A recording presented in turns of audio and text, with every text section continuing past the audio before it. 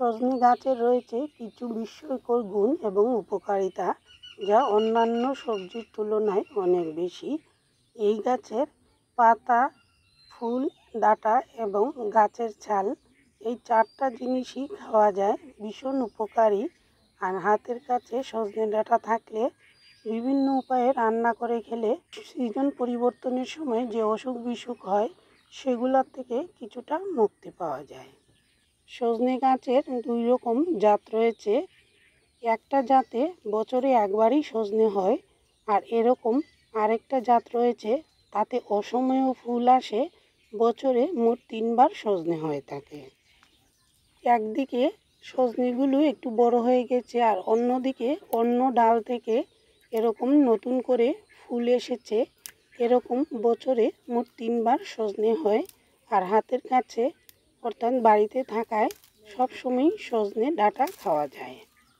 সজনে গাছের একটা সুবিধা হলো চিকন চিকন এরকম গাছের ডাল থেকে প্রচুর সজনে হয়। আর বাড়িতে এরকম প্রায় 20টির মতো ছোটো বড়ো গাছ রয়েছে, তাই সজনে খাওয়ায় বা সজনে ফুল বা পাতা খাওয়ায় কোনো সমস্যা হয় না। নিরামিষ সবজির তরকারি তৈরির জন্য আজ কিছু কচি ডাঁটা নিয়েছি। মাঝে মধ্যে এরকম কচি ডাঁটাও খেতে খুবই ভালো লাগে, খুব তাড়াতাড়ি রান্নাও হয়ে যায়। খোসাগুলো হালকাভাবে ফেলে দিয়েছি। আর সেই সাথে রয়েছে টমেটোর টুকরা, একটা শসা কুচি করে এরকম লম্বা করে নিয়েছি, আর সেদ্ধ আলু নিয়েছি। এতে রান্নাটা তৈরি করতে অল্প সময় হয়ে যাবে। আর সেদ্ধ আলু দিলে যে কোনো সবজির তরকারিটা মাখা মাখা হয়, খেতে খুবই ভালো লাগে। গরমকালে বিভিন্ন সবজি দিয়ে এরকম সজনে ডাঁটার তরকারি খেতে খুবই ভালো লাগে। আর এই রান্নাটা ভাত অথবা রুটি দিয়েও খেতে পারেন, খুবই সুস্বাদু। আর অল্প তেলে তৈরি করলে রান্নাগুলো ভীষণ স্বাস্থ্যকরও হয়। আর সজনে ডাঁটার তরকারি তো এমনিতেই ভীষণ উপকারী, সবারই খেতে ভালো লাগবে। কড়াইতে সামান্য তেল দিয়েছি, কালো জিরা ভাজা হয়ে আসলে এবার সবগুলো সবজি একই সাথে দিয়ে দিচ্ছি। সেদ্ধ আলু, টমেটো, সজনে ডাঁটা এবং শসা, সেই সাথে পরিমাণ মতো লবণ, হলুদ এবং সামান্য চিনি। নিরামিষ যে কোনো পাঁচমিশালি সবজিতে সামান্য চিনি দিলে খেতে খুবই ভালো লাগে।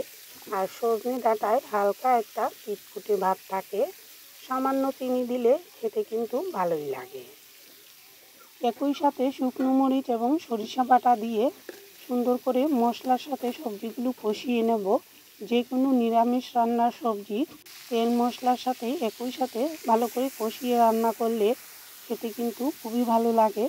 অল্প তেলে তৈরি করলেও রান্নার স্বাদ কিন্তু ভালোই হয়। অল্প একটু জল দিয়ে 2-3 মিনিট মশলার সাথে কষিয়ে নেব। আর মশলার সাথে যত সুন্দর করে কষানো হয় ততই যে কোনো সবজি খেতে ভালো লাগে। কচি সজনে ডাঁটা রান্না করতে বেশি সময় লাগে না। আর আলুটা আগেই ভাতে সেদ্ধ করে নিয়েছিলাম, এতে এই ঝুলের স্বাদও ভালো লাগবে। আর তরকারিটা একটু মাখা মাখা হলে অনেক সময় অল্প মশলায় রান্না করলেও খেতে খুবই ভালো লাগে। কচি সজনে ডাঁটায় বেশি জল দিলে সজনে ডাঁটাগুলো নরম হয়ে যায়।